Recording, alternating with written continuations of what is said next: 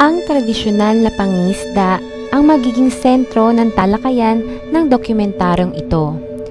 Ito ang pangunahing pamamaraan ng pangingisda dito sa ating bansa, lalo na sa mga bayan ng Navotas, Batangas, Quezon, Pangasinan, at Laguna.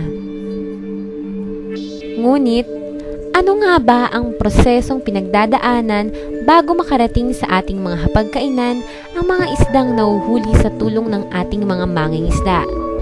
Ano nga ba ang mga hirap na kanilang nararanasan at pinagdadaanan? Kaya't halina't samahan nyo kaming saksihan ang buhay ng ating mga magigiting na mga mangingisda sa bayan ng Laguna.